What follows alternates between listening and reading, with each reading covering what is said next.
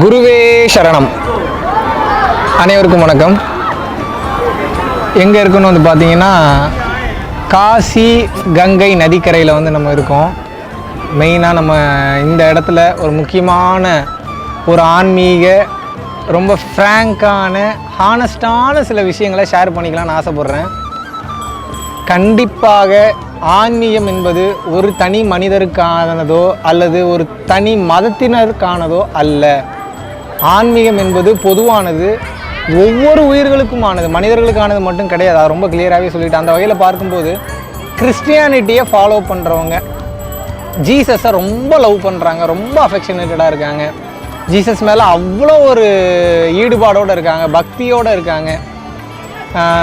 ஜீசஸை கும்பிடக்கூடியதுக்கு தனி நாடுகளே இருக்குது. அப்படி இருக்கிறப்போ இந்த கிறிஸ்டியானிட்டியை பற்றி நாம் தெரிந்து கொள்ள வேண்டியது என்ன, அதை பற்றி பேச கடமைப்பட்டிருக்கோம். ஏன்னா யாருமே பேசணும்னா அப்புறம் யார் தான் பேசுகிறது, யாராவது ஒருத்தராவது பேசணும் இல்லையா. கிறிஸ்டியானிட்டி அப்படின்னு எடுத்த உடனே அது மேலே வெறுப்பு காட்டாமல் அதில் இருக்கக்கூடிய உண்மைகளை நம்ம தெரிஞ்சுக்க வேண்டிய கட்டாயத்தில் இருக்கும். குறிப்பாக அதை காசியில் பேசுகிறது இன்னும் சிறப்பாக இருக்கும் அப்படின்னு எனக்கு தோணுது. நல்லா தெரிஞ்சுக்குங்க, இறைவனால் அனுப்பப்பட்ட இறை தூதர்கள் 100% தவறு பண்ணுறதுக்கு வாய்ப்பே கிடையாது. அதில் எந்த வித மாற்று கருத்தும் கிடையாது. இறை தூதர்கள்னால் யார் யார் எடுத்துக்கலாம்? ஜீசஸ் எடுத்துக்கலாம், நபிகள் நாயகம் எடுத்துக்கலாம், வள்ளலார் எடுத்துக்கலாம், அகத்தியர் எடுத்துக்கலாம், போகர், புலிப்பாணி, ஏகப்பட்ட சித்தர்கள் மகான்கள் இருக்காங்க. அந்த வகையில் ஜீசஸ் அப்படின்றவர் என்ன சொல்கிறாரு? பரலோகத்தில் இருக்கும் எங்கள் பரமபிதாவே அப்படின்னு தான் சொல்கிறாரு. நான் தான் கடவுள் அப்படின்னு வந்து ஜீசஸ் சொல்லலை. அப்போ இதில் நீங்கள் என்ன தெரிஞ்சுக்கணும், நல்லா புரிஞ்சுக்கணும் ஒரு மேட்டரை. ஜீசஸ் என்பவர் ஒரு சித்தர்.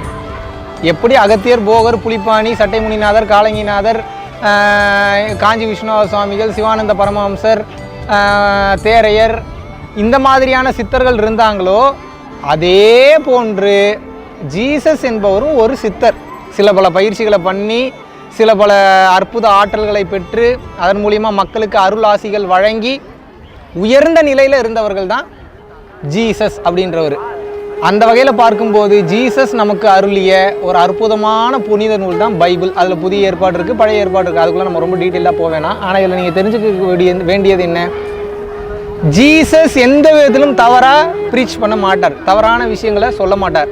ஆனால் ஜீசஸோட பேரை சொல்லி ஜீசஸ் வந்து இப்படி சொன்னார், ஜீசஸ் வந்து அப்படி சொன்னார்னு சொல்லி இந்த இடைச்செருகல்கள் அப்படின்னு வந்து சொல்லுவாங்க. இது வந்து ரொம்ப ஃப்ராங்கான ஒரு ஃபேக்ட், இதை நீங்கள் தெரிஞ்சுக்கணும். இடைச்செருகல்கள் என்றைக்கு புனித நூல்கள்லையோ இல்லை மற்ற நூல்கள்லையோ இல்லை கதைகளாக கேட்கும் போதோ இடைச்செருகல்கள் வர ஆரம்பிச்சிருச்சுனாவே உண்மைத்தன்மை என்பது இழந்துவிடும். அந்த வகையில் பார்க்கும்போது ஜீசஸோட பேரை இன்னைக்கு தவறாக உபயோகப்படுத்தி இன்னைக்கு அந்த மதத்து மேலே இருக்கக்கூடிய மரியாதையே போக வச்சுட்டாங்க. அதுதான் இருக்கக்கூடிய உண்மை.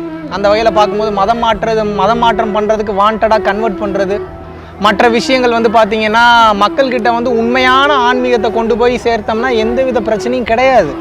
ஆனால் இன்னைக்கு கொண்டு போய் சேர்ப்பது என்ன, தவறான தகவல்களை கொடுத்து மக்களின் மனதை வந்து கையாள தெரிந்தவர்கள், அந்த வித்தையை தெரிந்தவர்கள் மக்களை வந்து திசை திருப்ப முயல்வது என்பது முற்றிலும் தவறு.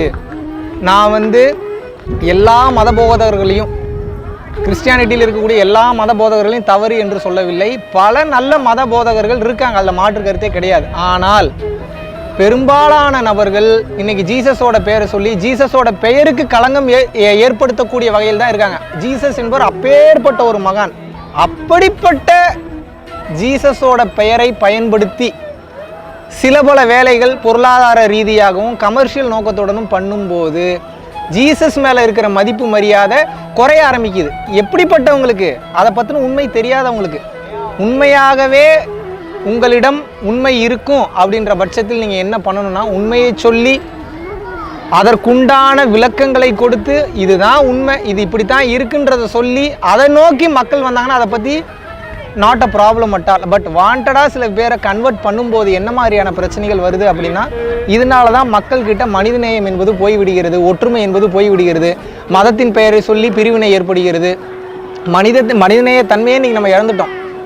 இப்போ யாதும் ஊரே யாவரும் கேளீர்னு கணியன் பூங்குன்றனார் சொல்கிறார், ஒரே வாரத்தில் முடிச்சிட்டார்.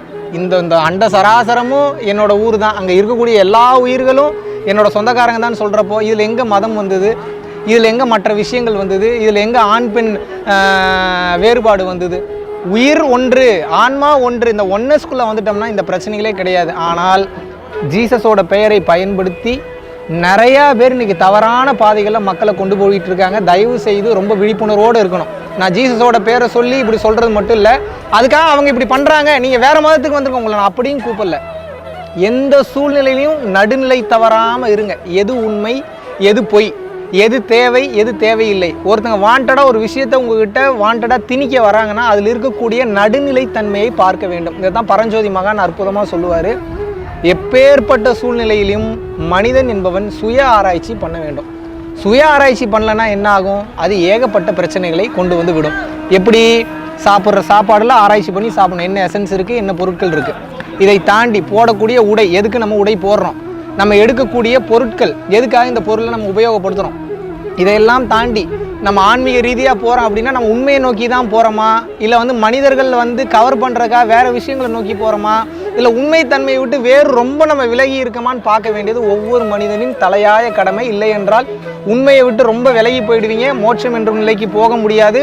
தவறான பாதையை காட்டும் போது அது மிகப்பெரிய பிரச்சனையை கொண்டு வந்துவிடும். நான் வேண்டி விரும்பி கையெடுத்து கும்பிட்டு கேட்டுக்கிறேன், மக்கள் இன்றைக்கி அறியாமையில் இருக்காங்க. தயவு செஞ்சு நல்ல விஷயத்தை நீங்கள் சொல்லனாலும் பரவாயில்ல, தப்பான விஷயத்தை போதிச்சு அவங்களை திசை திருப்பாதீர்கள். ஏன்னா அரிது அரிது மானிடராய் பிறத்தல் அரிதுன்றாங்க. மனித பிறவி கிடைக்கிறதே கஷ்டம்னு இருக்கிறப்போ நீங்கள் அந்த மாதிரியான சூழ்நிலையில் போய்கிட்டு இந்த மனித பிறவிலையும் அவனை மேன்மை நிலை அடைய விடாமல் தடுத்து தவறான பாதைகளை காமிச்சு இருக்கும்போது மக்கள் ரூட்டு மாதிரி போயிடுறாங்க. ஆன்மீகத்து பக்கம் திருப்புறது ரொம்ப கஷ்டமாக இருக்குது. ஸோ தயவு செய்து புரிந்து கொள்ளுங்கள், இதற்குண்டான தண்டனை மிகப்பெரிய தண்டனை. இது மன்னிக்கக்கூடிய ஒரு தண்டனையே கிடையாது. கர்மா நோட் பண்ணிகிட்டு இருக்கு, இறைவன் நோட் பண்ணிகிட்டு இருக்காங்க. தயவு செய்து மனிதர்களாக வாழ விடுங்க, நிம்மதியாக இருக்க விடுங்க. நீங்கள் நல்லதை சொல்லனாலும் பரவாயில்ல, தயவு செய்து கெட்டதை சொல்லி போதிக்காதீங்க. அதுவே அவங்களை உயர்ந்த நிலைக்கு கொண்டு செல்லும். நன்றி, வணக்கம். நான் ஒரு சாதாரண டெய்லரோட பையன் தான்.